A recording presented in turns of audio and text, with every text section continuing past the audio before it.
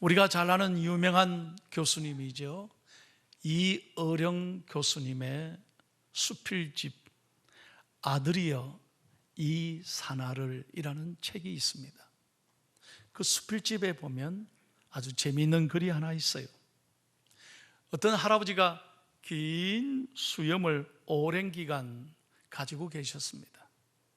그런데 어느 날 손자가 할아버지에게 이런 질문을 하는 거예요.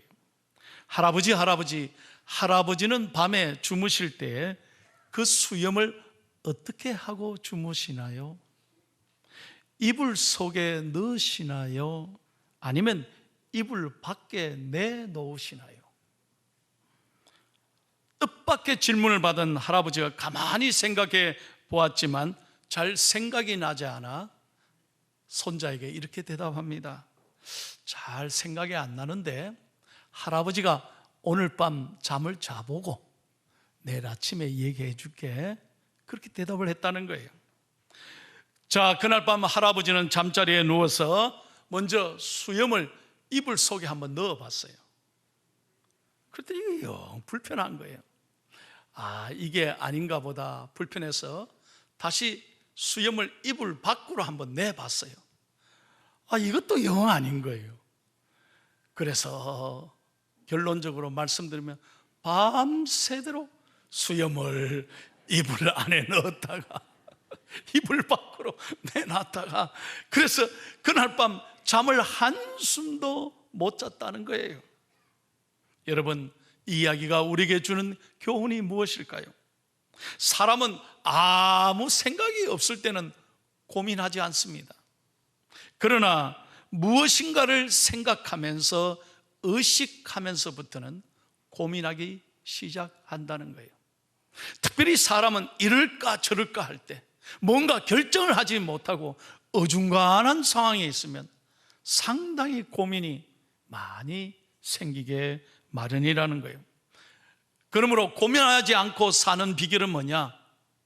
잘 선택하고 결정하는 데 있습니다.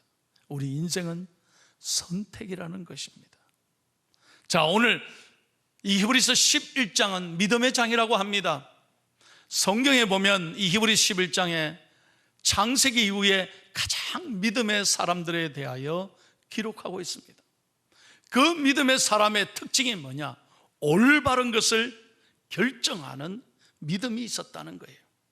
특별히 오늘 모세에 관해서는 이렇게 말합니다. 자, 24절을 다 같이 읽겠습니다.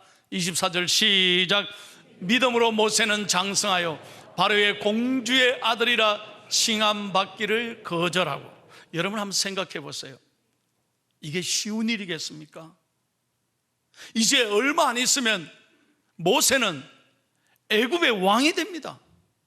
모든 권세와 부귀 영화가 눈앞에 기다리고 있습니다. 이런 모든 것을 한순간에 거절한다는 것 쉽지 않았을 것입니다. 또 생각해 보세요. 권력, 물질, 부귀 영화는 그렇다 치고 사랑했던 사람들을 버리고 돌아서는 게 이게 쉬운 일이겠습니까? 그래도 자식 삼아서 지금까지 양아들 삼아서 애굽의 궁전에서 잘 키워줬던 공주를 한번 생각해 보십시오. 뿐만 아닙니다. 어린 젖먹이를 대신해서 자신의 젖을 물리면서 지금까지 키워줬던 유모를 생각해 보십시오. 게다가 더욱 가슴 아픈 것은 모세의 어머니일 것입니다. 그 아들을 죽이지 못해 생명을 걸고 모세를 살려주지 않아요.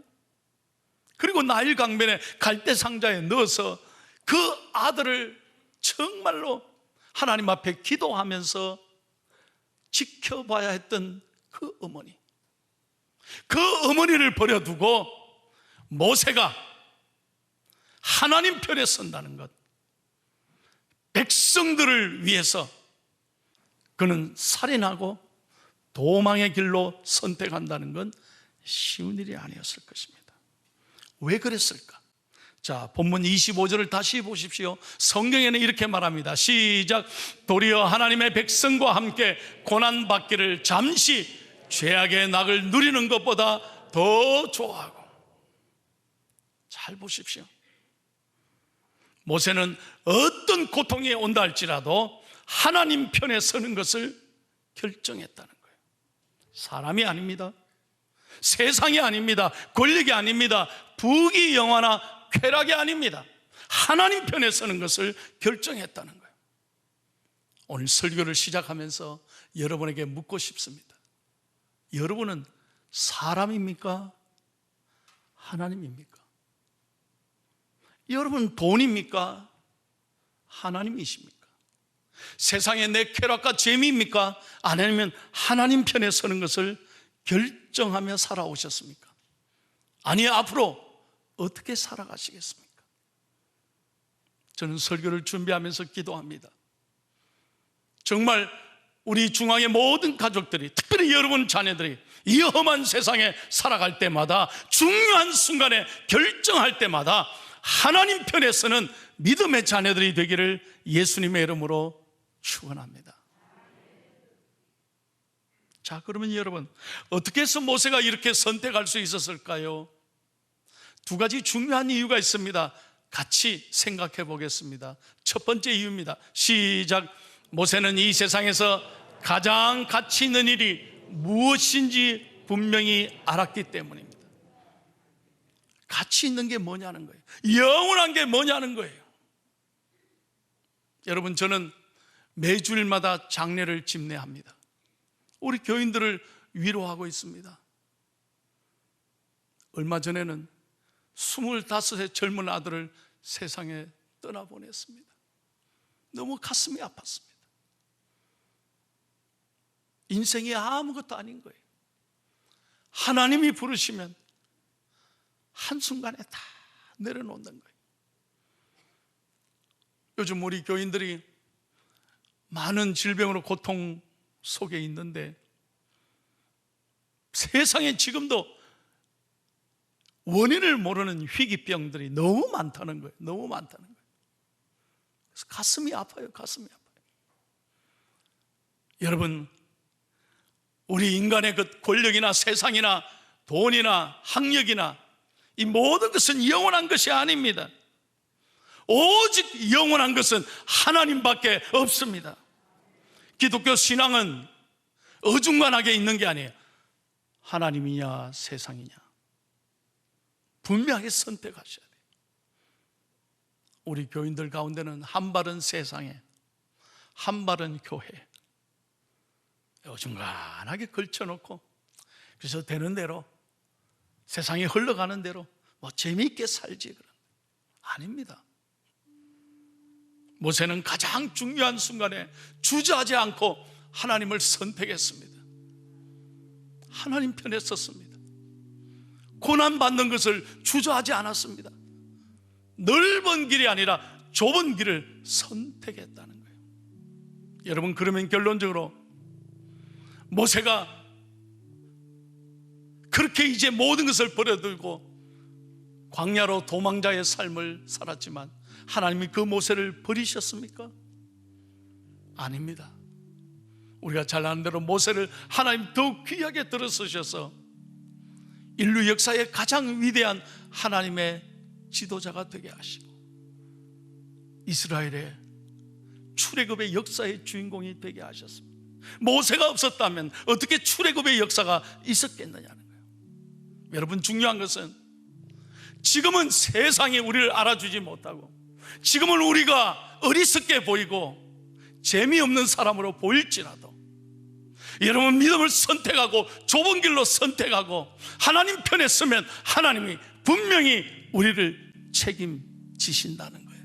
여러분의 자녀들이 정말 하나님 편에 서서 늘 하나님을 선택하고 하나님을 기쁘시게 하는 복된 삶을 살아가는 믿음의 명품 자녀들이 되기를 예수님의 이름으로 축원합니다. 두 번째 이유를 다 같이 읽겠습니다. 왜 모세가 이렇게 선택했을까요? 시작.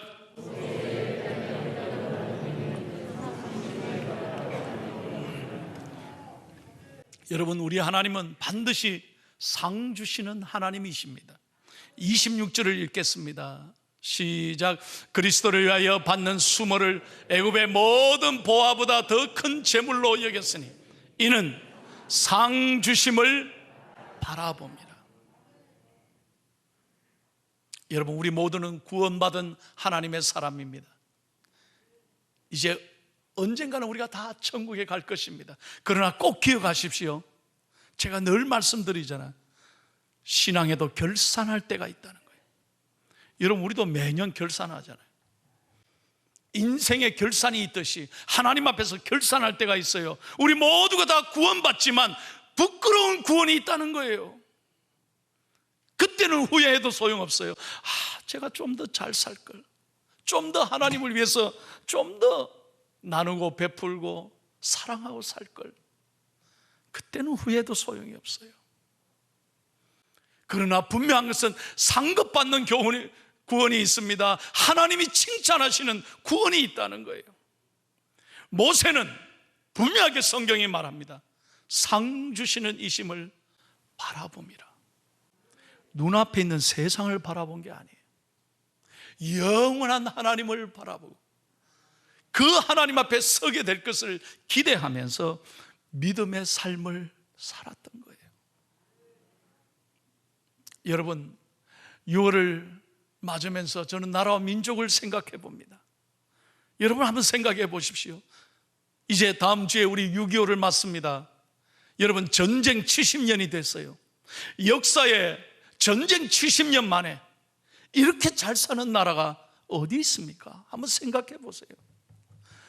저는 미국에서 17년을 살다 와가지고요, 요즘 더 절감하는 게 대한민국처럼 이렇게 좋은 나라가 어디 있냐는 거예요. 아멘 두 사람만 했어요. 여러분, 대한민국에 사는 것을 감사하기를 축복합니다. 크게 아멘 좀 하세요. 정말 감사한 일이에요. 더욱이 여러분, 140여 년 전에 이 땅에 조선의 선교사들이 왔습니다. 한번 상상해 보세요. 140년 전에 선교사들이 이 땅 조선을 밟았을 때, 그때 여러분, 우리 대한민국이 조선이 어땠습니까? 너무나 가난하고 무지하고, 병원이 있습니까? 학교가 있습니까? 사람 대접을 받았습니까? 그때 한 선교사님이 있습니다. 우리가 잘 아는 1884년 미국 북장로교 선교사로서 아펜젤로와 함께 배를 타고 우리나라에 온 언더우드 선교사입니다. 그는 명문대학, 미국의 뉴욕대학을 졸업했습니다. 그리고 뉴욕에 있는 뉴 브런스윅 신학교에 가서 공부를 하는 중에 원래는 인도로 선교를 가려고 했습니다. 그런데 어느 날 조선에 대한 이야기를 듣습니다. 조선에 당시 2300만 명, 조선의 2300만 명이 너무나 가난하고 병들고 무지하고 너무 고통 속에 있다. 처음으로 조선이란 말을 듣습니다. 그런데 그 선교사의 마음에 하나님이 감동을 줘서 그는 인도로 가는 것을 포기하고 조선에 옵니다. 조선에 왔으나 여러분, 이 땅이 어땠습니까? 여전히 싸우고 모든 우리의 선조들은 가난하고 병들고 전염병이 돌아다니고 배우지 못하고 인간 대접을 받지 못했습니다. 그때 당시 선교사들이 들어왔을 때 선교사들은 환영받지 못하고 많은 환난과 핍박을 받았습니다. 언더우드 선교사에 저는 기도를, 미국에 가서 자필로 쓴 기도문을 보면서요, 얼마나 제가 감동을 받았는지 몰라요. 번역해서 제가 소개하겠습니다. 언더우드 선교사가 기도를 본국에 보냈습니다. 이 기도를 써서. 그것이 미국에 지금 그대로 보관하고 있어요. 한번 여러분에게 영상으로 제가 소개하겠습니다. 잘 보십시오. 이 땅에 온 선교사가 조선에 와서 살면서 한 기도입니다. 오 주여, 지금 아무것도 보이지 않습니다. 메마르고 가난한 땅, 나무 한 그루 시원하게 자라 오르지 못하고 있는 이 땅에 저희들을 옮겨와 앉히셨습니다. 그 넓고 넓은 태평양을 어떻게 건너왔는지 그 자체가 기적입니다. 주께서 붙잡아 뚝 떨어뜨려 놓으신 듯한 이곳, 지금은 아무것도 보이지 않습니다. 보이는 것은 고집스럽게 얼룩진 어둠뿐입니다. 어둠과 가난과 인습에 묶여있는 조선 사람뿐입니다. 그들은 왜 묶여있는지도 고통이라는 것도 모르고 있습니다. 고통을 고통인 줄 모르는 자에게 고통을 벗겨주겠다고 하면 의심하고 화부터 냅니다. 조선 사람들의 속셈이 보이지 않습니다. 이 나라의 조정관리들의 내심도 알 길이 없습니다. 가마를 타고 다니는 여자들을 영영 볼 기회가 없으면 어쩌나 싶기도 합니다. 조선의 마음이 보이지 않습니다. 그리고 저희가 해야 할 일이 보이지 않습니다. 그러나 주님 순종하겠습니다.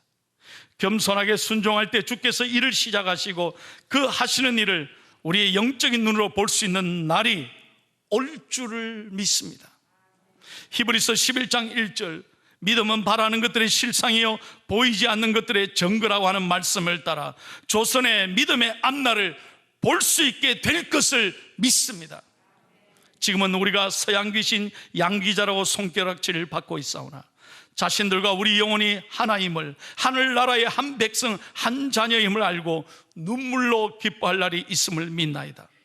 학교도 없고 그저 경계와 의심과 멸시와 천대만이 가득한 곳이지만 이곳이 머지않아 은총의 땅이 되리라는 것을 믿습니다. 주여, 오직 제 믿음을 지켜주소서. 여러분, 그 당시 최고의 명문의 수재들이 이 땅에 와서 복음을 전하다가 수많은 사람들이 생명을 잃었습니다. 서울에 가면 양화대교 밑에 양화진이라고 선교사의 묘가 있습니다. 한번 꼭 가보세요. 이 땅에 와서 정말 우리 조선을, 대한민국을 사랑하다가 복음을 전하다가 전염병으로, 가난과 아픔으로, 핍박으로 그들은 이 땅에서 생명을 바쳤어요. 그런 헌신과 사랑과 믿음이 있었기에 대한민국이 복음 140년 만에 오늘 이렇게 축복을 받고 새벽 기도가 살아있는 교회가 되고 선교를 미국 다음으로 최고로 선교사를 많이 파송하는 나라가 되고 한국 교회가 이렇게 부흥한 줄로 분명히 믿습니다. 하나님의 은혜라는 거예요. 하나님 은혜. 이 믿음의 사람 때문에 하나님이 대한민국을 이렇게 복을 주셨다는 거예요. 그 가운데 제가 재밌는 얘기를 하나 소개할게요. 선교사님들이 그때 파란 눈을 가진 선교사님들이 우리 조선에 와서 보니까 조선의 양반들이 다 갓을 쓰고 있잖아요. 그래서 선교사님들이 이렇게 물었어요. 여보세요, 그게 뭐예요? 그러니까 갓입니다. 그러니까 선교사님들이 깜짝 놀라서 갓? 오, 갓. 조선 사람들은 하나님을 머리에 이고 있군요. 하나님이 사랑하는 사람이라는 거예요. 오, 또 물었습니다. 하나님이 사랑하시는 그대 나라의 이름이 뭡니까? 한문으로 어떻게 씁니까? 그러니까 조선. 한문 한번 보세요. 조선. 아침 조자에 깨끗할 선입니다. 선교사는 더욱 놀랐습니다. 야, 아침의 나라, 모닝캄이구나. 아, 조선이 그런 뜻이구나. 그런데 그분이 땅에다가 한문을 하나하나 쓰는데 더 놀란 거예요. 조자를 딱 쓰는데 십자가부터 딱 그리는 거예요. 그리고 날일자를 하고 또 십자가 딱 그리고 그 다음에 달 월자를 딱 쓰고, 야, 조선은 아침에도 십자가, 저녁에도 십자가구나. 와우, 십자가를 사랑하는 나라구나. 그 다음에 선자를 여러분 잘 보세요. 선자는 뭡니까? 물고기 어자에다가 어린 양인 거예요. 오, 물고기 오병이요. 이 물고기는 익투스거든요. 이 물고기는 예수 그리스도를 상징하는 거예요. 그러니까 야, 예수 그리스도가 우리의 주인이고 양은 어린 양, 하나님의 어린 양 대신 예수님이 우리의 구세주라는 뜻이구나 이 말이에요. 그래서 선교사가 조선은 하나님이 참 사랑하는 나라다는 거예요. 확신을 갖게 됐다는 거예요. 그래서 생명을 바쳤다는 이야기가 있어요. 그 다음에 영어로는 조선 people 하니까 chosen, 하나님이 선택했다는 거예요. 뭔 말인지 이해가 안 되는 거예요. 할렐루야. 그 믿음의 사람들로 말미암아 우리 대한민국이 이렇게 잘 사는 나라, 복음이 부흥되는 나라가 된 줄로 믿습니다. 사랑하는 여러분, 오늘 설교를 마치면서 여러분에게 도전합니다. 우리 인생 짧은 인생이에요. 다 내려놓고 가는 거예요. 아무것도 아닌 것에 여러분 거기에 목을 메고 살지 마세요. 그것이 전부가 아니에요. 다 지나가는 거예요. 다 지나가는 거예요. 영원한 하나님, 우리에게 분명하게 상 주시는 하나님을 바라보고 인생의 중요한 순간순간마다 고민하지 말고 믿음으로 하나님을 선택하는, 다시 한번 하나님을 선택하는, 하나님 편에 서는, 하나님이 기뻐하시는 삶을 살아가는 우리 중앙의 가족이 되기를 축복합니다. 히브리서 11장 6절을 마지막으로 다 같이 크게 읽겠습니다. 보세요. 하나님의 약속의 말씀입니다. 시작. 믿음이 없이는 하나님께 나아가는 자는 반드시 그가 계신 것과 또한 그가 자기를 찾는 자들에게 상 주시는 이심을 믿어야 할지니라. 믿으시면 아멘. 하나님은 살아계십니다. 하나님은 여러분과 함께 하십니다. 여러분의 기도 제목을 하나님 반드시 들으시고, 여러분이 하나님 편에 서면 하나님은 반드시 책임져 주시고 상 주신다는 거예요. 응답해 주신다는 거예요. 그러므로 사랑하는 중앙의 가족들이 정말 하나님 앞에 자랑스럽게 살아가기를 저는 축복합니다. 자랑스럽게 살아요. 흔들림 없이 한결같이 믿음으로 살아가셔서 여러분의 삶의 자리에 하나님의 은혜가 늘 넘치고 우리 모두가 하나님 앞에 섰을 때 칭찬과 인정과 상급을 받는 믿음의 사람들이 다 되기를 예수님의 이름으로 축원합니다.